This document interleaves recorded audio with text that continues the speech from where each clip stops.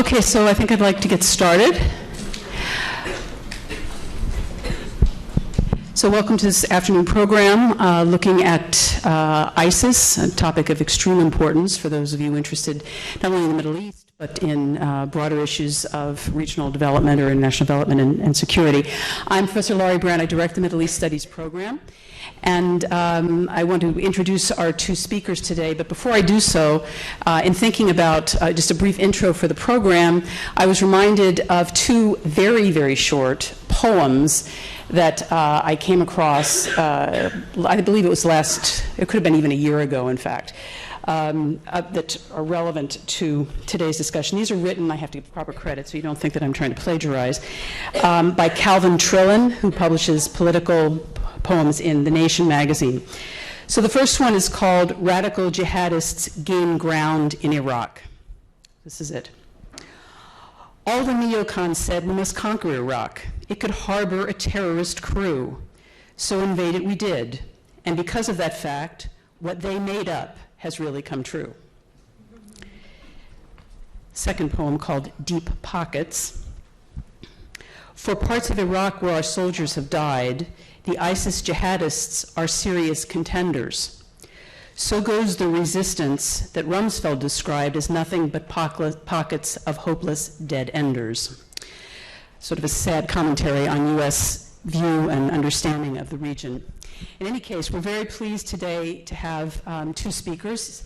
Professor James Galvin, who is a professor of history at the University of California at Los Angeles. Professor Galvin is a distinguished historian, has a number of books, publications. Some of you may be familiar with his widely acclaimed and widely used textbook on Middle East history, but he's also a scholar of nationalism and of protest movements and social movements.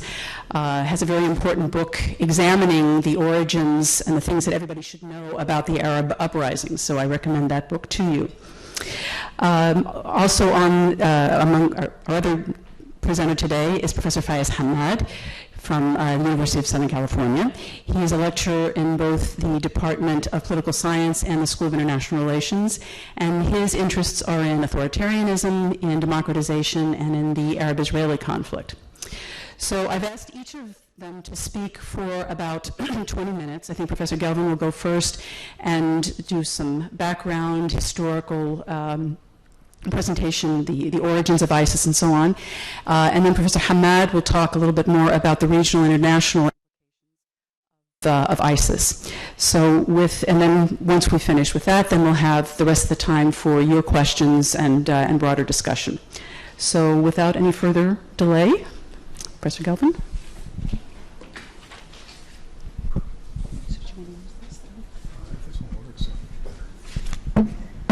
Hello. Okay. Okay, is this working? Can you hear? Yes.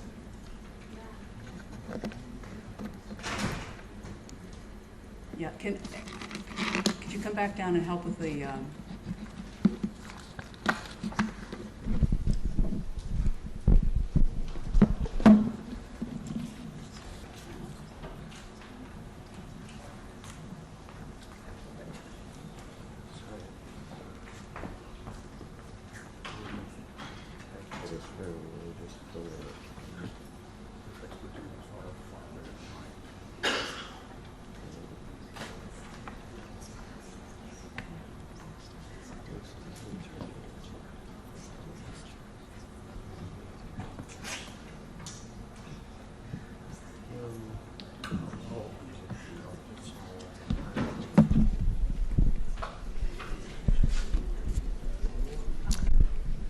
I want to thank Laurie. I want to thank the University of Southern California. It's a shame that I don't come across town more often, and I hope that you guys go across town more often than I come here.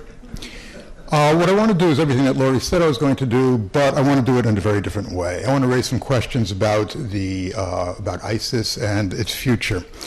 Let's start off with a couple of things, though.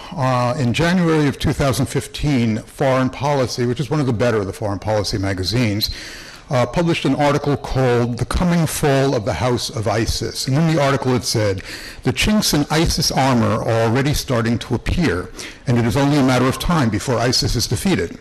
Now that was in January, and then in February they published an article titled, Strategic Experts at Future of War Meeting, ISIS is Kicking Our Ass. In April of 2015, the same magazine published an article with the title, The Islamic State's Phase 4 Failure, meaning that now that it's created itself as a state, it can't really run things very well. And then 1 month later, it published an article by the title of The ISIS March Continues, From Ramadi on to Baghdad, ? In other words, when you listen to experts, the two on the stage as well, we really don't have a handle on many of the important factors in ISIS, and that means that we really don't have a handle on the future of ISIS and what we can do about it. For example, CIA is still sticking to its numbers of 30,000 members of ISIS, whereas people on the ground in Iraq are saying it's closer to 100,000. And the military claims that the airstrikes have already killed about 30,000. That was before, of course, there was a major investigation on how the military had cooked the books on the number of dead. So what I want to do is to discuss this, but I want to lay my cards on the table first. I'm one of those people who thinks that ISIS will not expand out of the territory that it has already expanded into, or will be pushed back. I'm not going to give a time limit on that, but I am going to say that we'll either not expand anymore or will be pushed back. I think that there are indications that in Iraq there is the possibility that ISIS will be destroyed, and particularly after yesterday's developments. And in the Q&A, I would really hope that people raise the issues of what happened yesterday at the United Nations and in other announcements coming out of Moscow. In Syria, I think that ISIS will become the gang that it is, along with 1,000 other gangs that are on the ground, literally about 1,000, in Syria, claiming a certain amount of territory, like those other gangs have already done. Now, this, of course, is unless developments over the last couple of days bear fruition and lead towards some sort of settlement in Syria. Again, I am possibly more optimistic about negotiations than I have ever been since this thing began. But here what I want to do is to give a number of reasons why I think ISIS is not on its last legs, but why ISIS will either not expand very much anymore or will be pushed back. First of all, ISIS is not a unitary entity. It's not a single thing. Actually, what ISIS is a coalition. This is ISIS's greatest strength and also ISIS's greatest weakness.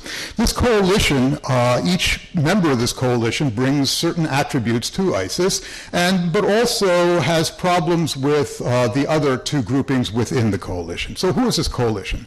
First of all, there's the core jihadis, people around Abu Bakr al-Baghdadi.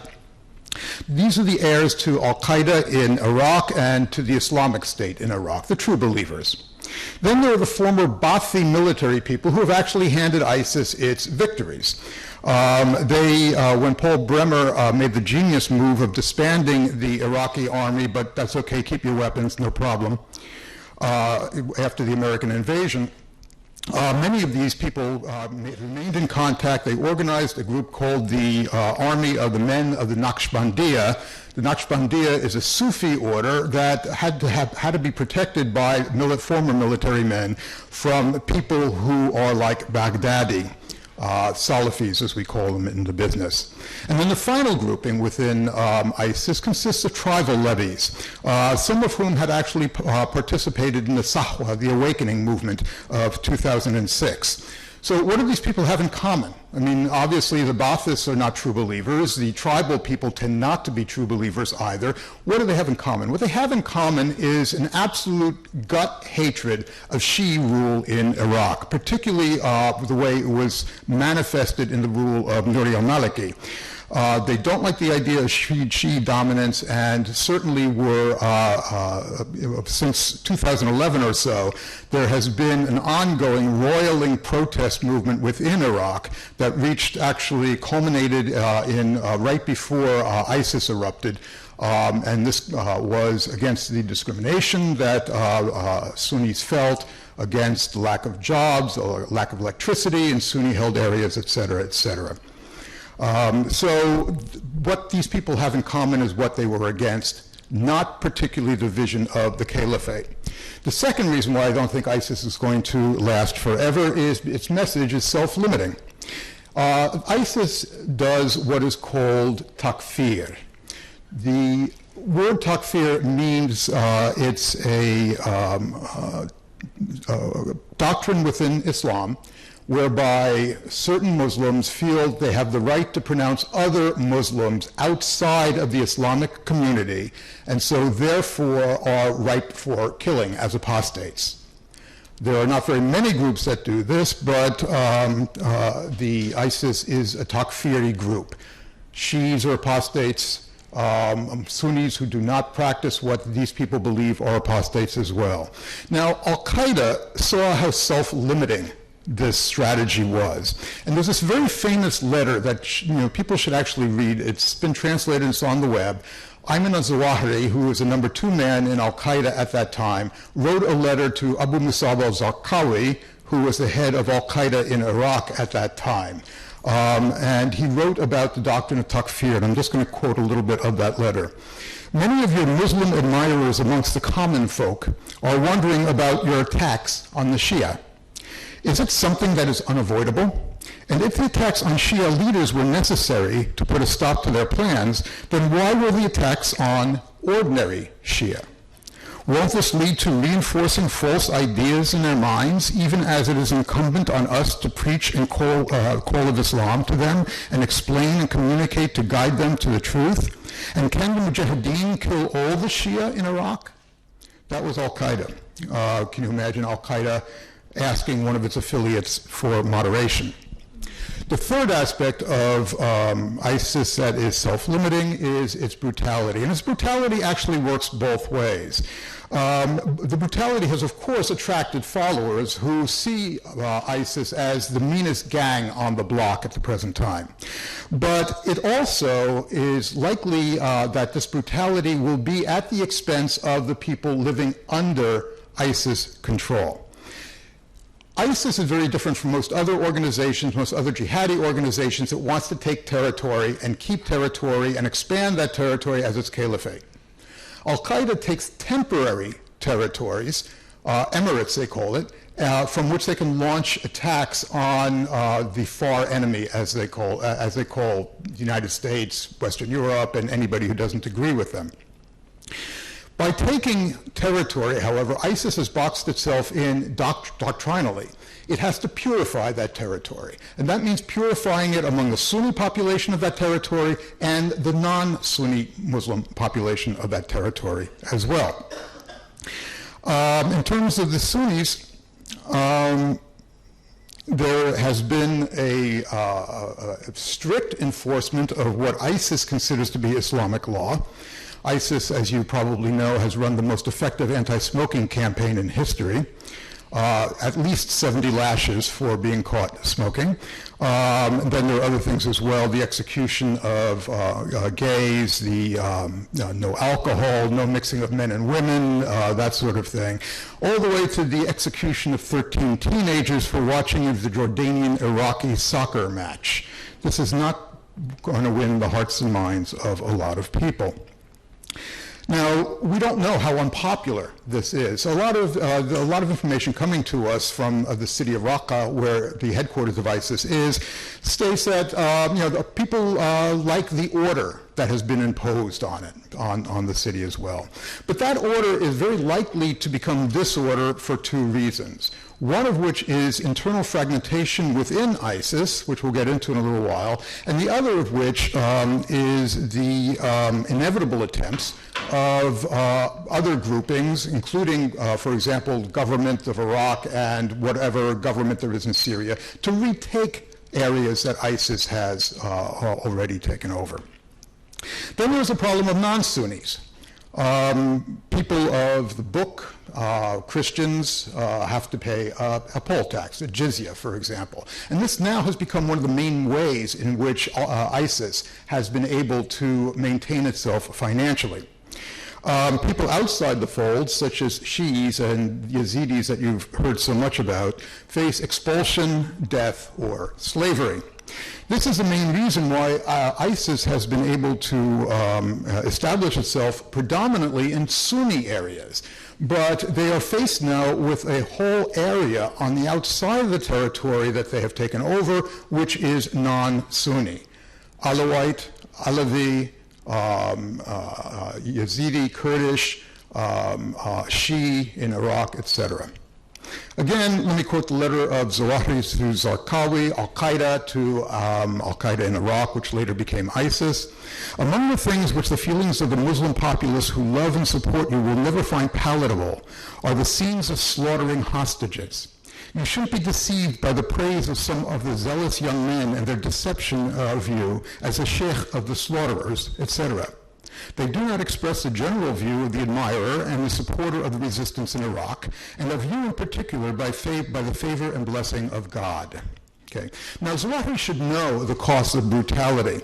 After there were three simultaneous bomb attacks in Jordan on a wedding party, Al-Qaeda never recovered the popularity that it had once had throughout the Muslim world. And at the present time, also boding badly for ISIS, is support for Al-Qaeda is at an all-time low among Muslims throughout the Islamic world.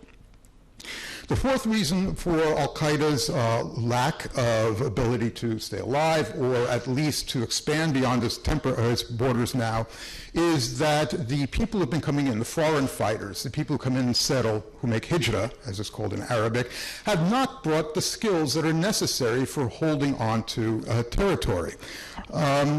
Many of you read the New York Times piece about 30,000 people coming in the last year, foreign fighters coming in the last year, and that these fighters have come in at a rate far higher than they've been eliminated.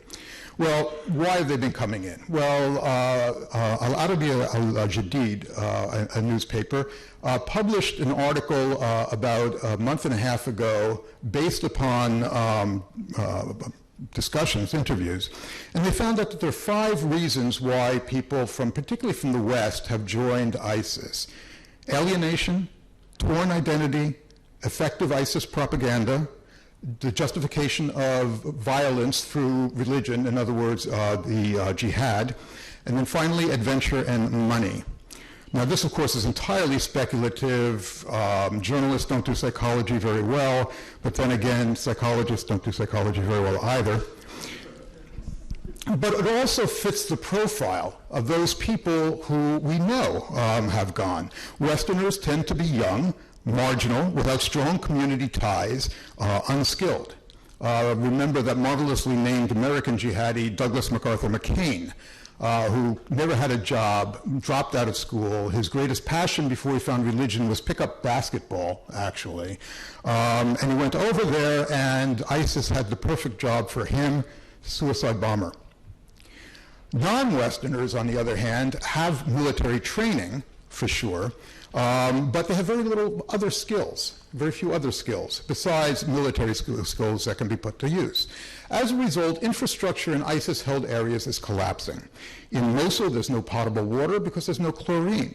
The essentials like flour are in short supply, and there's diseases like hepatitis and polio now, in Syria in particular. Polio had been eradicated from Syria and was only there in Pakistan, Afghanistan, and in Nigeria were the only 3 countries in which polio had not been eradicated. Now there are 4 countries. Syria is added to that list. It was brought in by the Pakistanis and Afghanis who were fighting in Syria with ISIS. In Raqqa,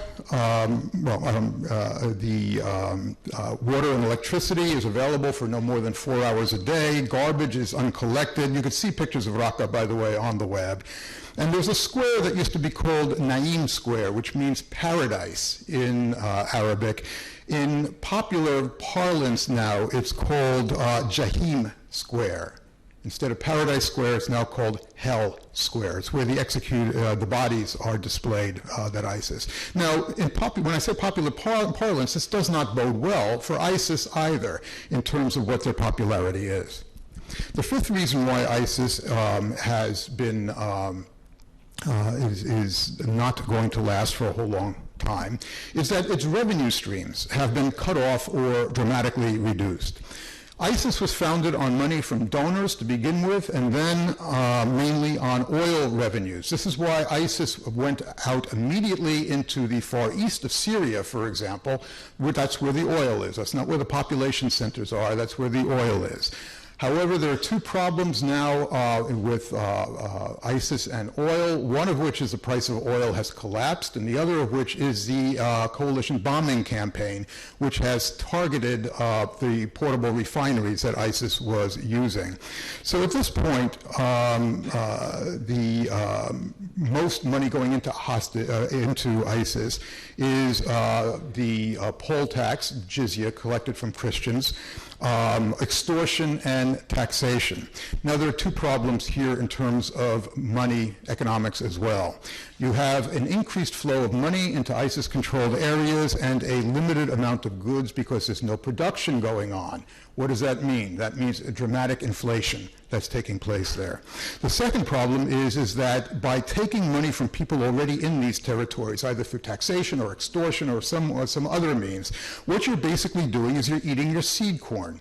Fundamentally, this is what Marxists call primitive accumulation. You're not producing anything, you're not creating wealth. What you're basically doing is taking pre-existing wealth that's already there and making it that much more difficult, actually, in the future to maintain yourself.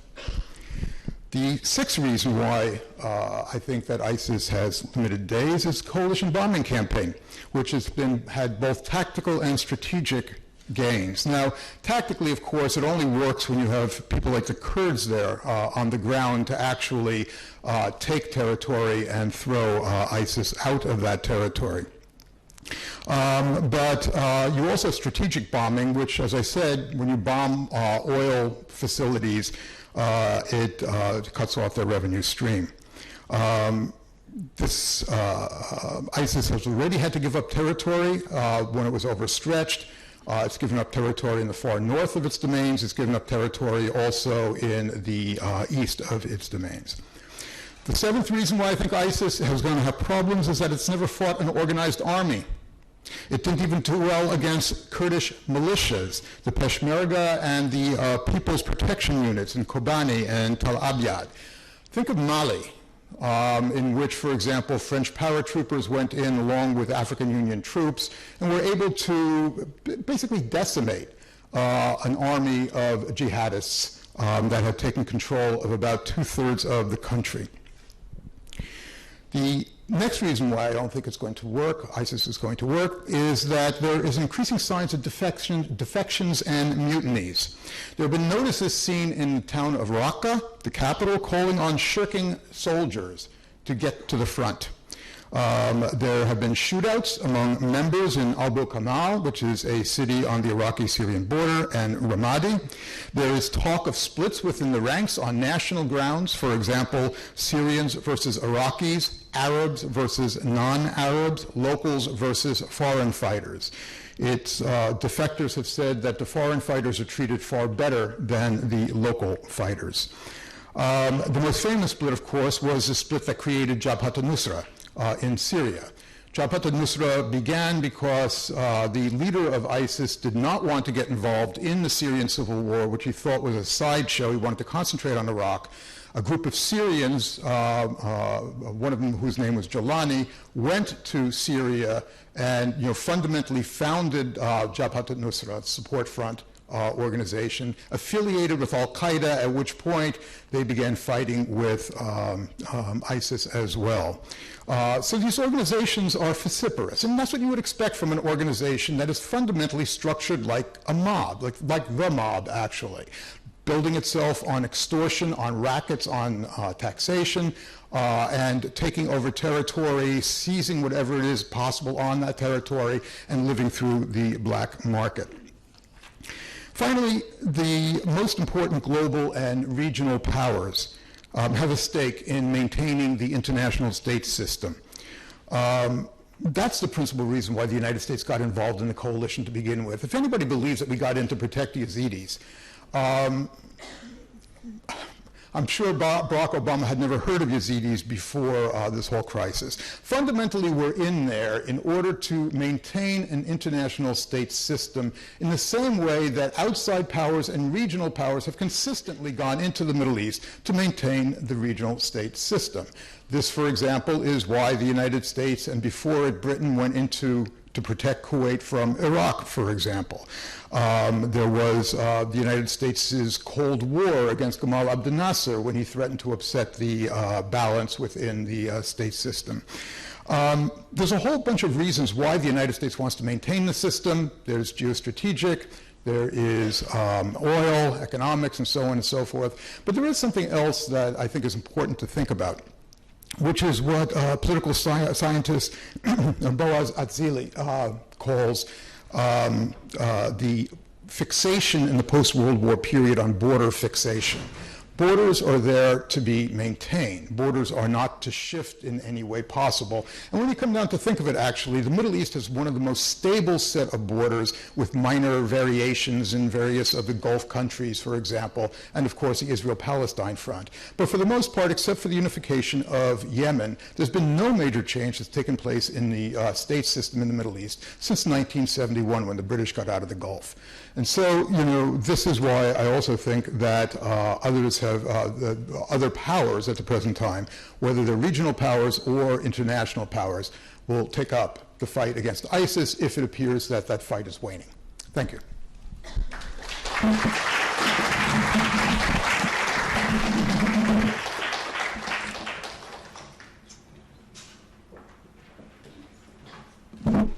Hello.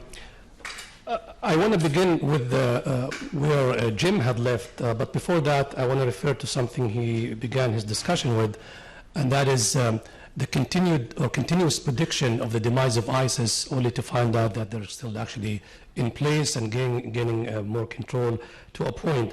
And where that reminds me actually of, remind us of the Donald Trump candidacy, where the Republican candidates keep predicting the demise of the Donald Trump candidacy, only to find out that he's increasing in popularity every week after that. But for some reason, everybody knows that Donald Trump is not going to make it. He's not going to be the candidate on behalf of the Republican Party. And I agree with Jim that ISIS is not going to perhaps to stay in the way in the same position that it is right now. And I want to tackle the issue since Jim discussed the different problems that ISIS faces internally within the proclaimed territories it has. I want to flip the equation around and seize ISIS from the views of the regional powers and players. In other words, if the demise of ISIS does not come from within, what conditions, what parameters are there in place or interest that will decide or not decide to intervene to bring the fall down of ISIS? So as such, I wanted to address these issues in the context of the ISIS overlapping issues that each state in the region sees the ISIS conflict and from which position it sees it, and from which more dominant issue it does. So to do that, obviously, one needs to compare what ISIS is proclaiming to have achieved and what its goals and objectives are. At least in terms of itself as a caliphate, it wants to gain more territories, and its second priority is to consolidate its control over these territories, and with the hope and the objective to expand beyond these territories. Well, obviously, it has accomplished some of these, as we know. Otherwise, we wouldn't be talking about ISIS. But for such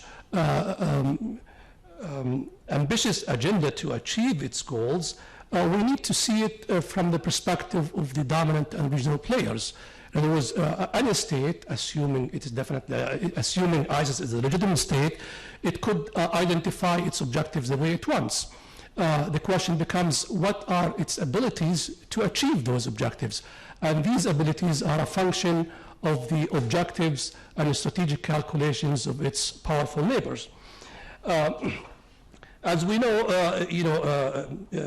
ISIS leaders have been busy proclaiming the establishment of different wilayat, or provinces, obviously within Iraq and Syria, and then even going beyond that to establish or to proclaim the announcement, or to proclaim the establishment of the Wilayat Sinai in Egypt, the Wilayat Sana'a in Yemen. The greatest of all wilayat is the Wilayat Al-Haramain in Saudi Arabia. Well, these are perhaps its ambitious objectives, but we, as I mentioned, we need to see what are the regional calculations standing in the face of this agenda, whether or not, notwithstanding what happens internally. The countries I want to focus on for the purpose of discussion are the most immediate neighbors of ISIS and its borders: Turkey, Iraq, Iran, Syria, and if I get time, perhaps very briefly, the US and Russia. Obviously not immediately related to the conflict, but as we know, and as Jim alluded to, at the UN, the gamesmanship between Obama and Putin was in clear display. So in the question of Turkey, as you know, ISIS has a very colorful and nice-looking magazine that's called Dabiq, and in its 4th issue, with the title "The Failed Crusade," of that title, and there's a picture on the cover of that magazine showing the ISIS flag flying over St. Petersburg Square in Rome, and displaying the group's ambitions and conquest, as to appear this ambitious agreement or agenda I mentioned. And in that issue, there is this quote I want to read to you, where it says, quote, "After demolishing the Syrian-Iraqi border set up by the Crusaders to divide and disunite the Muslims and carve up their lands in order to consolidate their control of the region, the Mujahideen of the Khalifa delivered yet another blow to nationalism and the Sykes-Picot-inspired borders that define it. The establishment of a new wilaya, Wilayat al-Furat," that's the governors of Euphrates, "was announced this month by the Islamic State in an effort to eliminate any remaining traces of the Kufri, or the infidel, nationalistic borders from the hearts of the Muslims." Just for those who don't know, the Sykes-Picot is in reference to one of the secret agreements reached between the Allied powers during World War I to dispose of the Ottoman territories when the Ottomans are defeated in the war. And after the war, things happened in different directions to the wishes of the different parties, but there was a treaty that was signed by the Sultan, compelled to sign it by the Allied powers, which granted, among other things, the Kurds within Turkey to declare independence if they decided to do so. Of course, as we know in history, and obviously Professor Galvin is the one to talk about this side of the topic, that did not happen exactly the way the Allies had it in mind, where the Treaty of Lausanne, compelled by the nationalist Turkish movement to maintain the integrity of the state, did not even have the word Kurds in it, mentioned not even once. So this is to say that that ambitious, or the desire by the Kurds, where the Kurdistan in the region, hovering over the areas of the former Ottoman lands, Turkey, Syria, Iraq, and then of course Iran, which is, however, outside of the Ottomans, and the exclusion of the Kurds and their nationalist orientation became steeply woven into the very identity of the Turkish state, where Kemalism, the guiding ideology of the Republic, and the insistence on Turkishness, where the ethno-cultural homogeneity of all Turks were sacrosanct, and that all Muslims, including Kurds in Turkey, were to be seen as Turks, no more, no less. I say this because to understand Turkey's position vis-a-vis the rise and position of ISIS is to see that the Kurds, or rather Turkey, sees the conflict in Syria and Iraq predominantly through this lens of this Turkishness that attempts to exclude the Kurdish dimension, the Kurdish dimension, not only from manifesting itself within the borders of Turkey, but also manifesting itself in the neighboring countries with a direct impact on that. So to understand Turkey's hesitation in confronting directly the ISIS threat is to focus or understand the issue of the views of Turkey on the question of Kurds, where Turkey definitely sees the threat of ISIS, but it sees more threat out of the Turks, excuse me, the Kurdish, and the Kurds and their attempt to establish an independence or autonomy or what have you. And therefore, from its perspective, let the Kurds and the ISIS forces slug it against each other, thus weakening each other, and hence diminish the aspiration of the Kurds to manifest any potential for declaring independence and so on and so forth. And for that reason, for example, Turkey has been, at least its support for both ISIS and other Islamist groups, the pro-Al-Qaeda, Jabhat al-Nusra, have been rather implicit, if not even more, where Turkey had enabled many of the fighters coming into the theater of conflict in Iraq, in Syria, through its borders and territories, and did not definitely make all it could to stop their flow. So it suits Turkey that ISIS again and the Kurds are fighting with each other, thus weakening the two of them at the same time. Of course, this is not, this will perhaps change, assuming that Turkey obtained from the United States and other Muslim allies that Turkey's considerations in the conflict are respected vis-a-vis the Kurds, and once that's the case, perhaps Turkey could have more ambitious or more proactive agenda. If you recall, when the United States reached an agreement with Turkey for the Americans to use some of the military bases, the first act that Turkey took was attacks on the PKK, the Turkish positions in both Syria and in Iraq, and within definitely Turkey as well. Now moving to Iran quickly, and perhaps some of these details could come out through the question and answer period. Iraq sees the entire situation vis-a-vis ISIS from the prism or the context of the influence and control, the increasing control over Iraq that it had gained as a result of the American invasion of Iraq in 2003. As somebody had said, the biggest winner of the Iraqi invasion of, the American invasion of Iraq in 2003 was in fact Iran. I think I am, I had my notes saying Iraq, but I began saying Iran. Let me flip, actually, continue with the theme I began.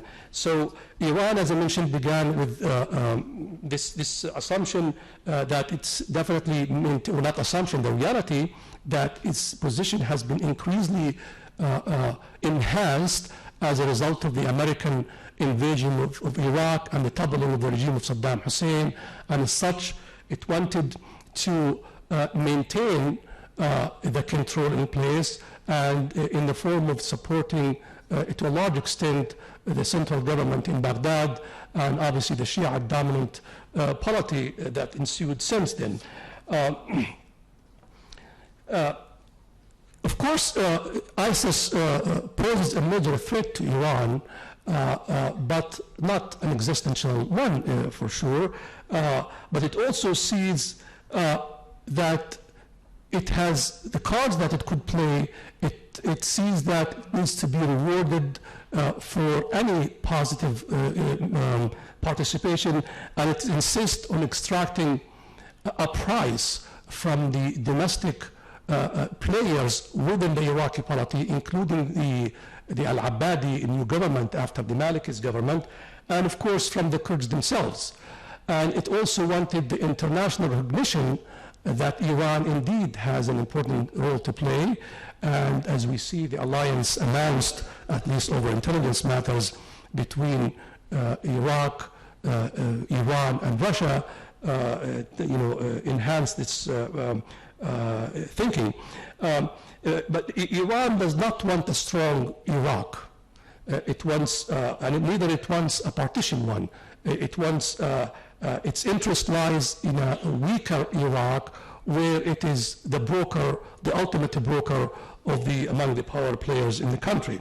And the reason it does not want to partition Iraq is for the obvious reason. It wants to maintain one coherent polity where it exerts an influence through one actor as opposed to multiple. And it definitely adamantly is opposed to any independent Kurdish movement within Iran or surrounding Iran, hence coming into the same issue, coming in the same position over the issue with Turkey.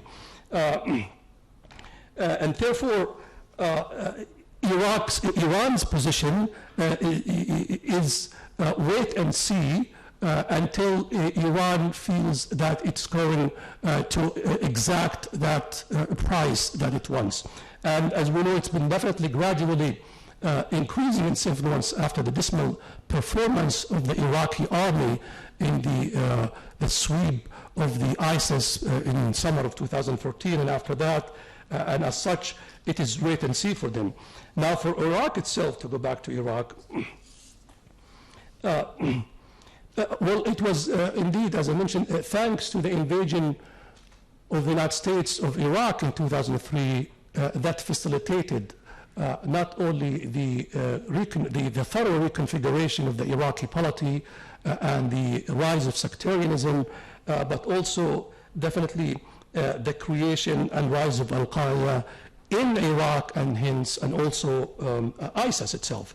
All of this reality comes from two decisions, early decisions that were taken by the United States Armed Forces in Iraq shortly after the invasion, and that is the de-Baathification of Iraq and the dissolution of the Iraqi army, hence collapsing the central authority and the instruments for keeping the country together.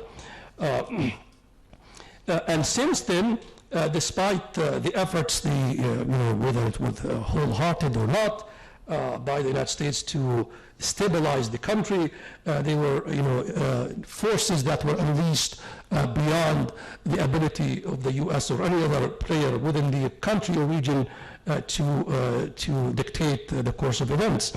Add to that the rampant corruption of the Iraqi polity that had emerged in Iraq, and the increased sectarianism and the exclusion of the Sunni segments within the society. And I need just to clarify the point, it is too simplifying to always lump the country within, its Sunnis versus Shiites versus Kurds. There are a great deal of divisions and differences among each of these groups that also impact and affect the course of events. And the former Prime Minister of Iraq, Nouri al-Maliki, was instrumental in this, in the decay and the polarization of the Iraqi society since after the invasion.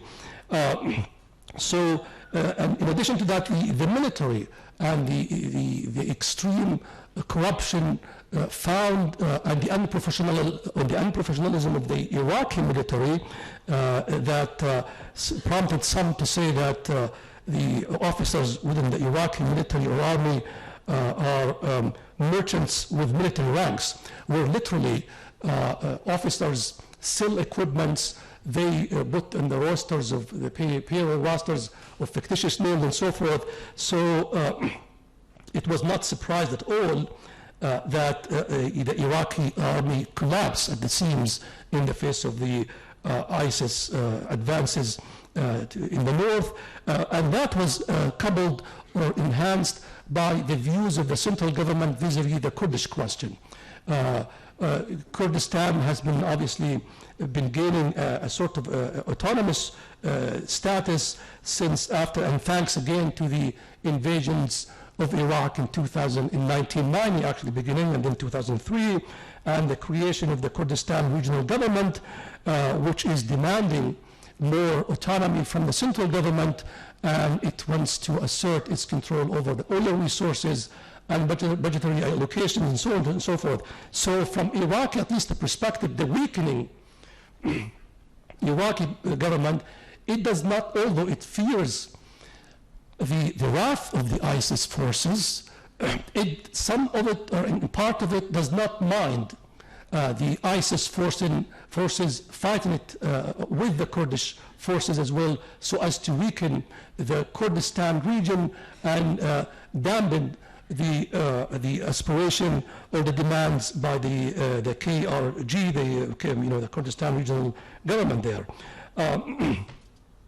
Well, I could go on more there, but I don't want to, spend much of the time on this, that. We could pick it up in question and answer.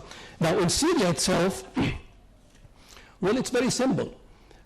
Syria, the Syrian regime sees the entire situation from within the perspective of one single reality, and that is of survival. First and foremost, it needs to survive before it starts worrying about ISIS in any serious manner. In fact, there are some evidence and some logical arguments that the regime in Syria had been benefiting out of ISIS, where at least initially after the beginning of the uprising in Syria, the regime in Damascus had released the so-called Islamist militants from the prisons, many of whom flooded the other regions of the country, forming Jabhat al-Nusra and and other militant groups and so forth. But also it frees the allocation of the Syrian regime from fighting the ISIS directly, where ISIS is busy fighting other opposition groups of the regime in Damascus. So as such, it has definitely at least a temporary important role from the perspective of the Syrian regime to play, where the Syrian regime could manipulate its diminishing, but perhaps not for long, armament to stay in power. The United States, Jim had mentioned briefly on that, the U.S. And under the Obama administration, view in the particular issue of ISIS and Iraq and Syria in general comes from the Iraqi fiasco that was created as a result of the invasion, where it has deeply shaped the Obama administration thinking of that. And then you have definitely an attempt by the administration to disassociate or disengage through its military presence and so forth. So it is allowing, others, it seems, willingly or not, to take charge. And we've seen Russia with its own agenda promoting or capitalizing in this position by the Americans, or the apparent retreat from the region. We could talk more about that, but with the United States was attempting under Obama to intervene in the Syrian crisis, and if it were not for the last-minute intervention by the Russians to deliver Syria's delivery of its nuclear weapons in return of the power basically staying, the regime staying in power. The configurations or the play within, coming from Russia is perhaps captured by a comment I read online where one writer was commenting on the reach of President Obama's hand in tossing Putin, where it was longer hand and reaching far what Putin's hand could do, hence the focus on this symmetrical, the focus on this symbolism of the meeting, and obviously which reflect accurately or not the attempt by Russia to assert itself into the affairs of the conflict, claiming that under the increasing threat of ISIS and the fear that these militants will go back to their countries, including Russia, to create all sorts of problems. And obviously Russia wanted to maintain support of its long-time friend and ally in Syria, giving its also naval base in Tartus, and so on and so forth. But Russia views the entire conflict from, at least as articulated and viewed by Putin himself, from within a deeply seated grievance against the U.S. and the West, particularly after the collapse of the Soviet Union and the attempt by Russia under Putin to assert itself in different variations and places, and it sees Syria is one place where it could deliver perhaps a workable, maybe not, agreement where it could satisfy the needs of its other allies in this newly formed configuration, whether Iraq itself, Syria, and to some extent Turkey, where for the three of the main players, the role or the idea is to keep Kurdistan out of play and to maintain the state system that was inaugurated after the end of the World War I, and so forth. So I'll start with that and we'll turn into questions, Aja. Thanks very much.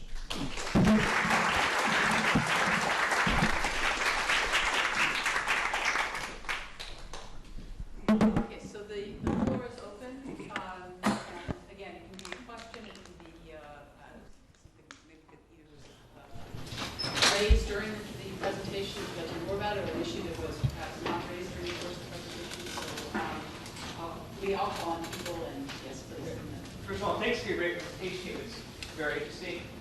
I'm wondering is, if ISIS is going to fragment, is going to collapse, will the government that previously controlled these regions be able to control, or does ISIS's rise represent a loss of legitimacy for the government to formally control these areas?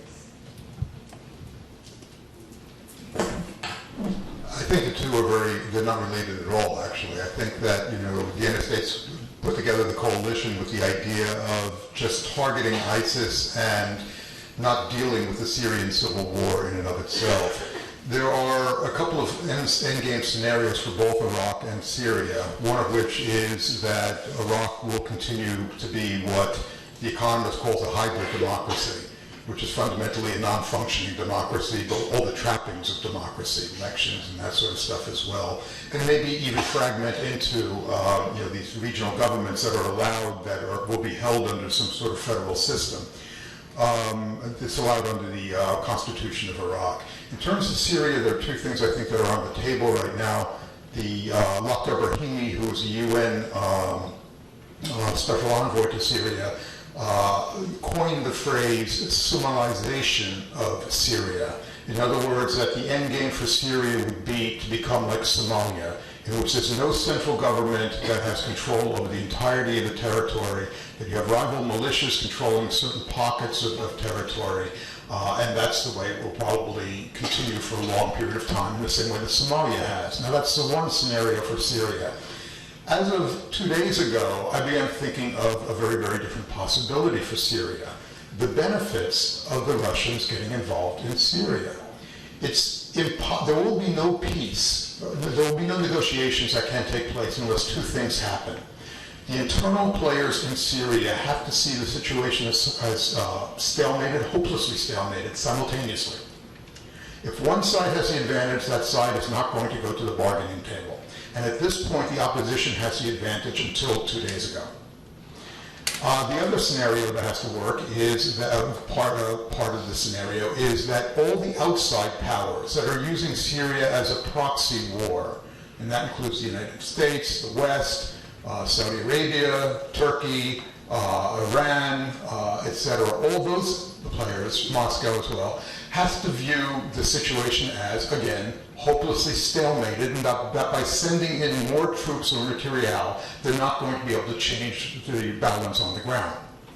So what the Russians have done is, by re-establishing the Syrian government, or by strengthening the Syrian government now, has created the possibility for a Geneva III to take place, in which all the key players, since the Americans have been talking with the Iranians since the negotiations about the nuclear deal, bringing in the Iranians, which the Americans don't want to do, but on the other hand, the Iranians have to have a seat at the big boys table. I mean, there's no doubt about it. They can cause mischief if they don't.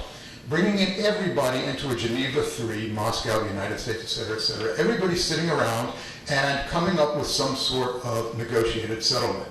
And the outline of that negotiated settlement will be, number one, keeping the regime intact, with or without Bashar al-Assad, with or without Bashar al-Assad for a long period of time. In other words, the Americans say he could stay on during a transition period. Okay? Transition period, they haven't defined how long that transition period would be. The thing that the Americans are scared of is Libya.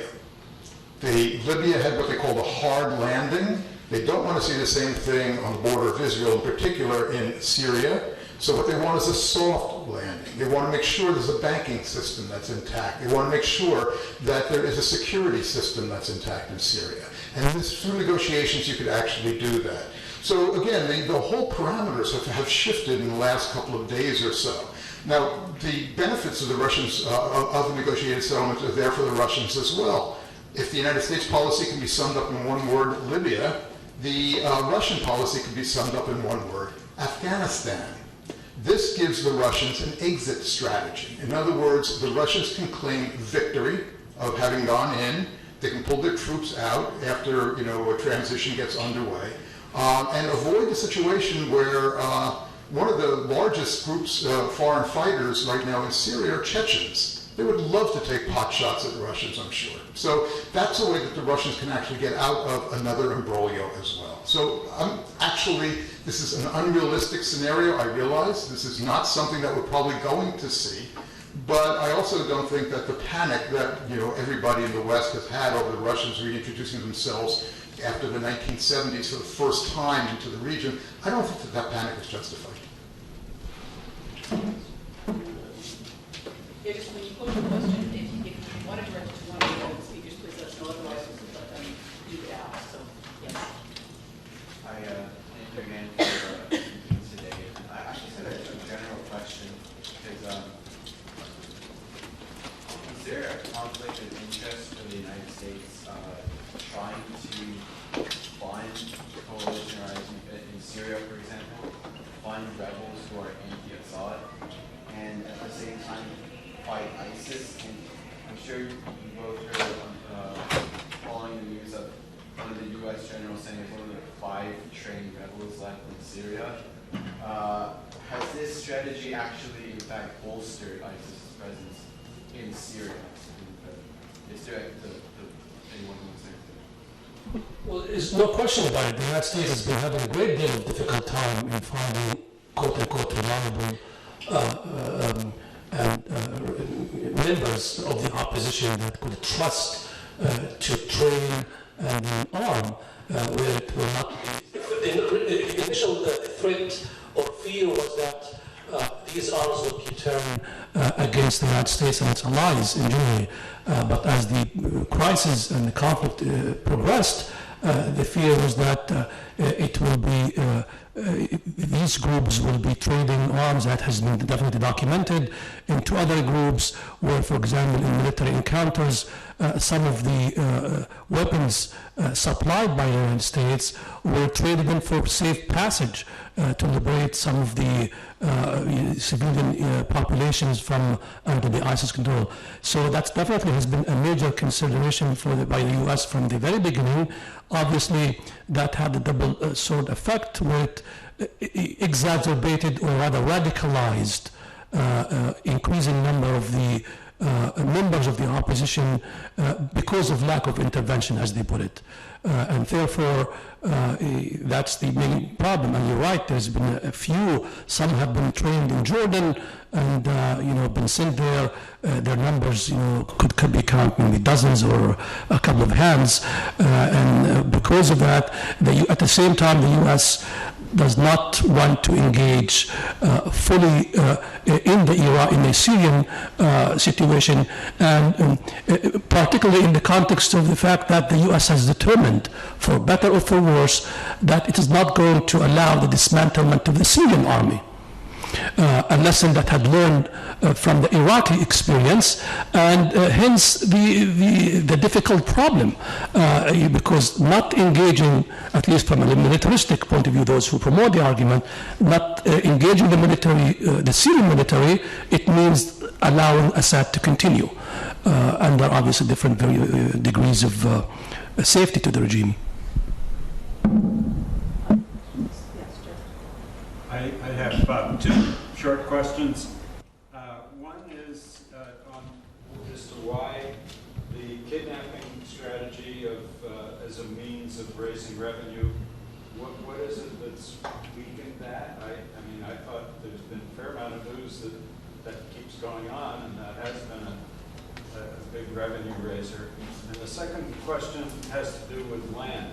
So has ISIS, as it expands, do they give people any rights about, does it change the land, property rights to land of people that are there?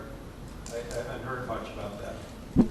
On the first question, the kidnapping has decreased and actually was a revenue generator for a while, but there was a problem with that. Number one, there was an effort on the part of the United States to call countries into account that were allowing their citizens to raise funds. And there was a story to pay ransoms. There's a story about one of the Americans who had been kidnapped and was later killed, that their family was visited by the FBI, who told them that, you would be in violation of anti-terrorism statutes if you paid money to ISIS to release your person as well. So there's that, and then there's the way in which this money has been traced in international banking networks as well. The United States is, today there was a headline that the United States was going after with a lot more vigilance ISIS's banking strategy and the way it's shifted over, from bank to bank as well. In terms of land, I really don't know, to tell you the truth. Whether or not it's it has changed hands. I would assume that first of all, there's a lot of areas within Iraq and Syria where ISIS controls which people have fled. Which means that there's a lot of areas that's been abandoned. This, by the way, is part of a long-term pattern in Syria. For about 4 years before the outbreak of the uprising in Syria, there was a drought. And so people just left the countryside, went into the various cities. And it's probably no coincidence that the uprising began in one of these agro cities, as they call them, in Daraa, in which had seen this huge influx of people from the countryside going in. So as far as the rural areas of Syria is concerned, they have been devastated. Again, thank you, climate change, for this. They've been devastated, even before this. Let me just add one other thing to this as well. Remember what was it called, when the Americans sent in the large numbers of troops in 2006 into Iraq, just the surge, right, and how successful the surge was, and so on and so forth. One of the people in our geography department, John Agnew, a brilliant man, looked at satellite pictures of Baghdad, where most of the surge took place, and what he saw was areas of light, areas of darkness, areas of light, areas of darkness. And what he read that to mean was that a city that had been Shias and Sunnis living on top of each other was now segregated out, as Shias saw Sunnis as their enemy increasingly, and Sunnis saw Shias as their enemy. In other words, the political lines had been drawn in a way, redrawn in a way, so that you had self-segregation taking place. And the moral of the story, is that, for example, the Kurds, when they took over certain areas, were able to kicked out Arabs from those areas. Arabs had been put into Kurdish territory, deliberately by both of the Assads and by Saddam Hussein in order to break up the Kurds and so on and so forth. What you're seeing in terms of the sectarianism is that there are two reasons why sectarianization doesn't leave once it enters the Middle East. One reason is the self-segregation of populations who want to be among their own kind because they're scared of others. So you don't see them mingling in markets anymore, and you don't see them, in cafes and that sort of stuff the way they used to. The second thing has to do with the strategies that, minorities use, or actually that governments use in order to make minorities feel that they have a stake in the government. If, for example, there is a negotiated settlement to the Syria civil war, you can bet that Alawites are going to demand set-asides. In other words, Alawites who make up 12% of the population are going to demand 12% of the jobs in government, 12% of the seats in parliament, 12% of this, 12% of that. Okay, you're going to create another Lebanon. It's already occurred, by the way, in Iraq. The same thing. It's not explicit like in Lebanon. It's geographic in Iraq. But you still have those areas now in which, in parliament they send in their delegates, and you have Shia delegates and then Sunni delegates. It's apportioned in that way. So sectarianization does not leave areas in which it becomes infused for those two reasons, because of self-segregation and because it becomes government politics. I'm going to take the privilege of being moderator and ask a question. And this is just something I thought of only in the last couple of days, trying to understand better the massive out-movement of people from Syria, specifically this summer. How to explain that. And I was just thinking, as Jeff raised his question about sources of revenue, whether we have any information about the trafficking of people and people's exit. We know, for example, that ISIS has said, a week or so ago, when there was the picture of the young boy who washed up on the shores with a 3-year-old dead, and they use this picture as a way of saying, this is what happens to the unbelievers who leave, and this should be a strong warning that you shouldn't be leaving, you should be staying. Okay? But I'm just wondering, do we know to what extent any kind of, you were talking, Jim, about gangs and networks and mafia and that sort of kind of organization. The political economy of the exodus of these people, are there groups associated with ISIS that are benefiting, aside from the fact that people are leaving property behind? We know that ISIS has benefited from taking over a lot of property that's been abandoned. But are there rents that are accruing to them? Are these traffickers involved either with ISIS or the Syrian state, for that matter, so that there are ways that the two sides or others, that the many sides are benefiting from the people's departure just through the kind of payments that people make in order to be able to leave? Do you know? I don't know. I don't think it's ISIS doing this. I think that there are plenty of people there who see opportunities and take them.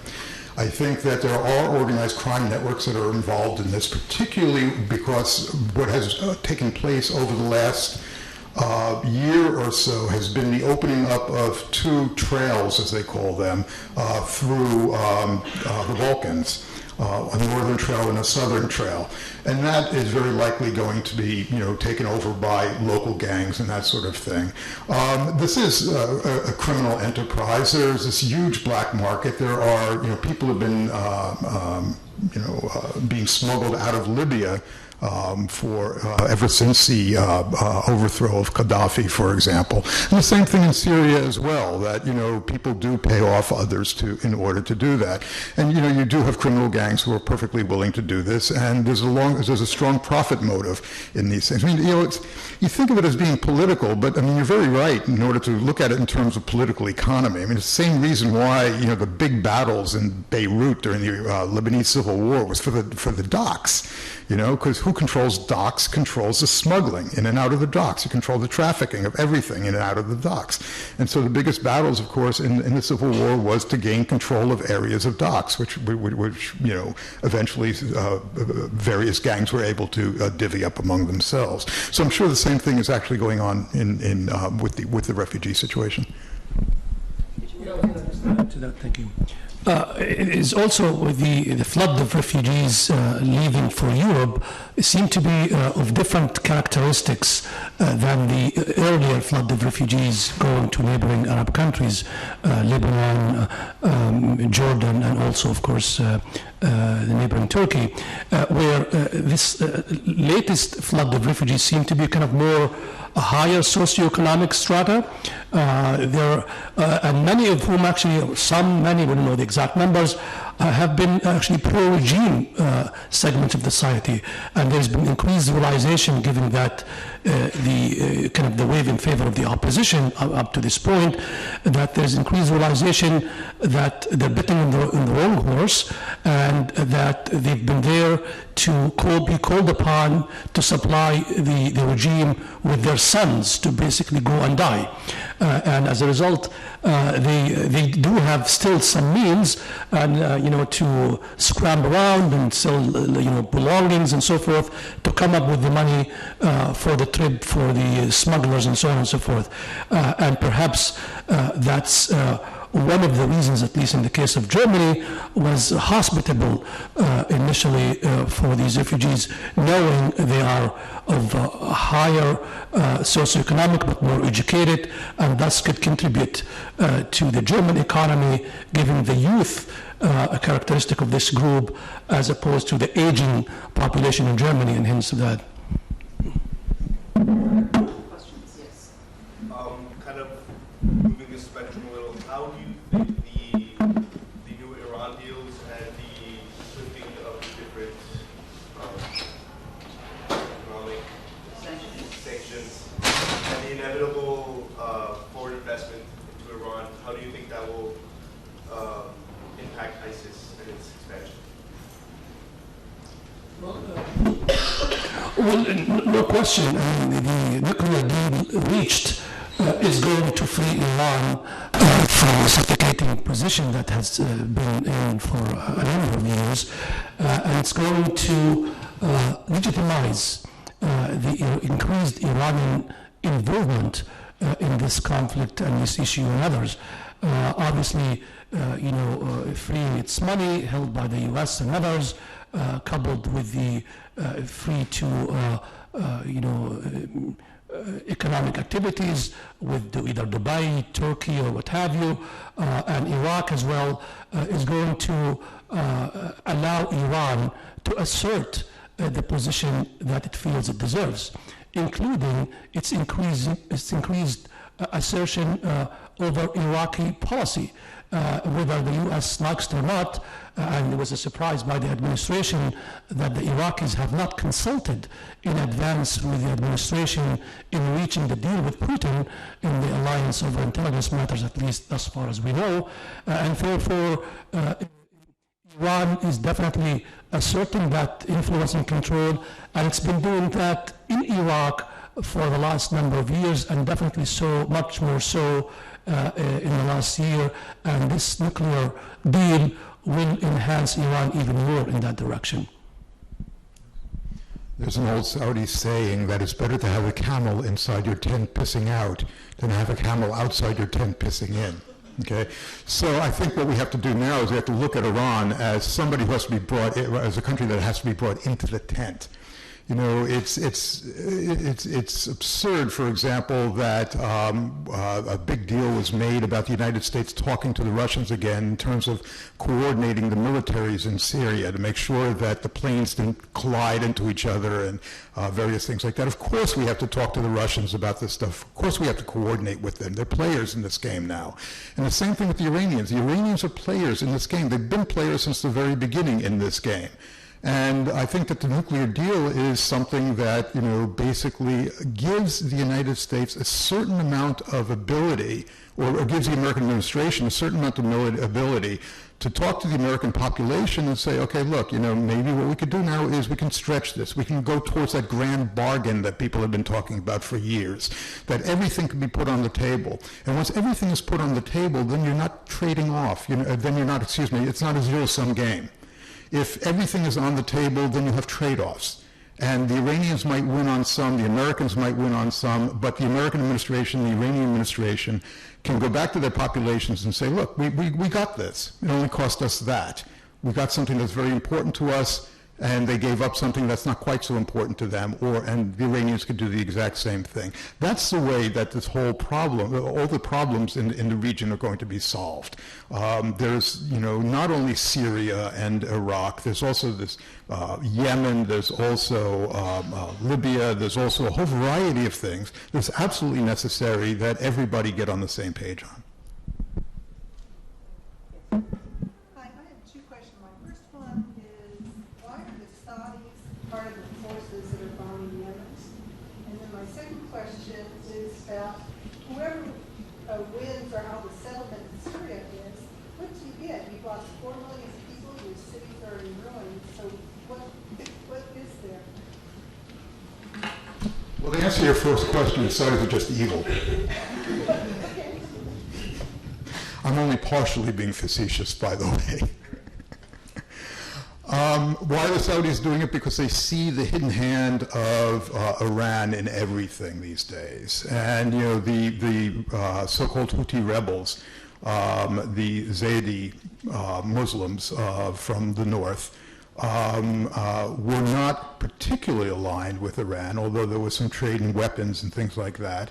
But now increasingly, of course, they are being aligned with Iran. The same thing that the Saudis use as an excuse to keep the king of Bahrain in power this was an Iranian conspiracy, that the uprising there was an Iranian conspiracy to throw him out. You know, throughout the whole region, there's been, you know, in Syria, in Iraq, and so on and so forth, this play back and forth between the Iranians and the Saudis. Now, the two have very, very different interests, obviously. I mean, the Saudis are very, very much like the status quo and will pay good money in order to keep the status quo. The Iranians are perfectly prepared and would like to upset the table because they've been outside this sort of like game for a long time and they want in. So there is a geostrategic reason for the rivalry. People talk about Sunni Shia stuff going back to the, you know, back to the first generation or first generations of Islam. It's not true. It's not true. It's geopolitics that uses this thing in part for, you know, in order to mobilize forces and proxies in various other places. So that's in terms of the Saudis. You know, that's what they want to do. They want to control Yemen.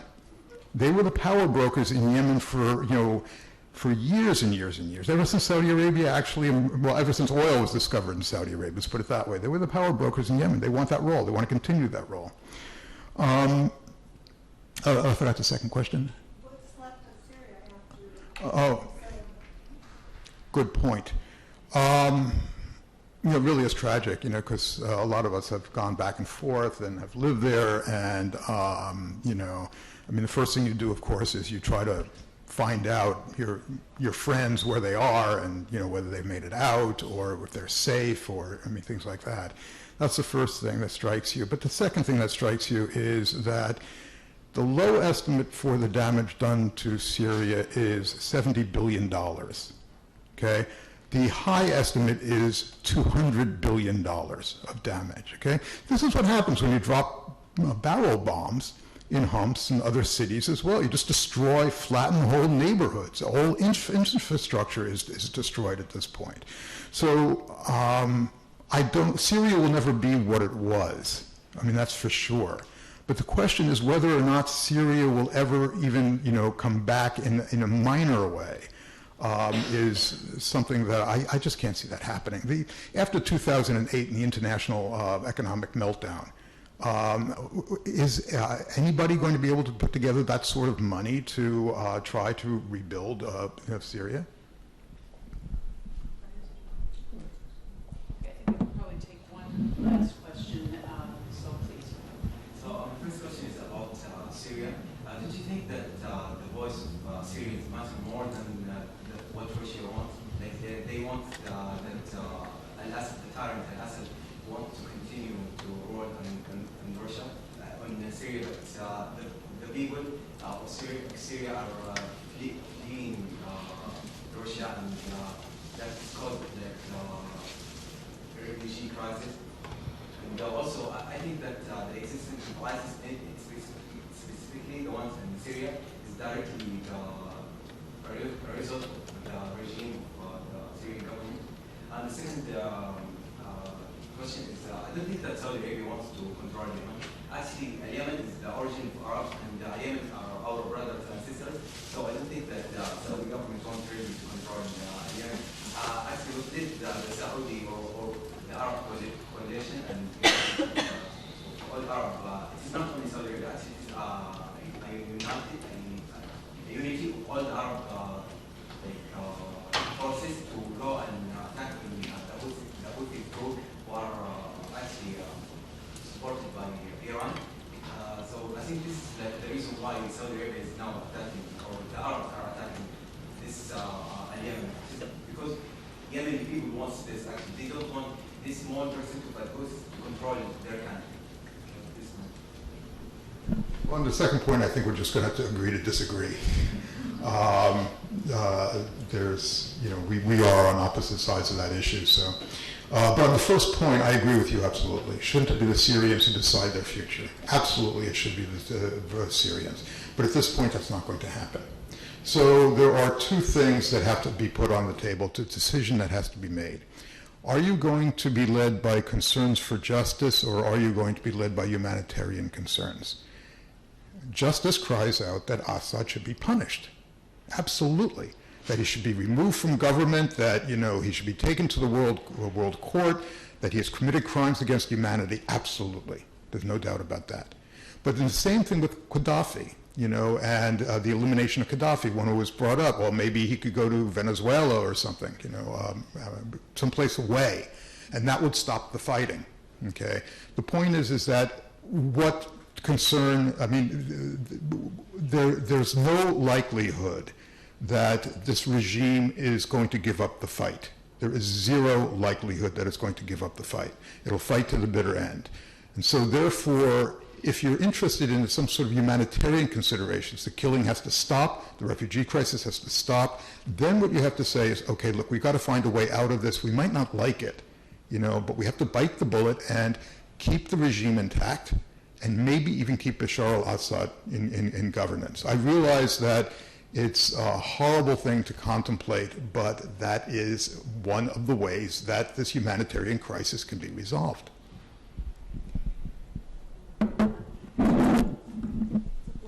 Yes, the regime might have its own plan, obviously, to accept whatever settlements to survive. As Jim had said, the heavy toll in the human condition and financial aspect may prove too heavy for any potential polity to allow the regime to survive. So an agreement could be reached, perhaps by the relevant powers and so forth, but perhaps that will bring in or set in Syria different sort of conflict, different sort of problems that will be amiss. Keep in mind, when it all began, it was a peaceful revolution. People demanded not even democracy per se, perhaps some political reform, some accountability, and so forth. And the regime from day one had decided to crack down And as Jim said, that definitely preclude any possibility for the regime to accept any scenario that will render it out of power.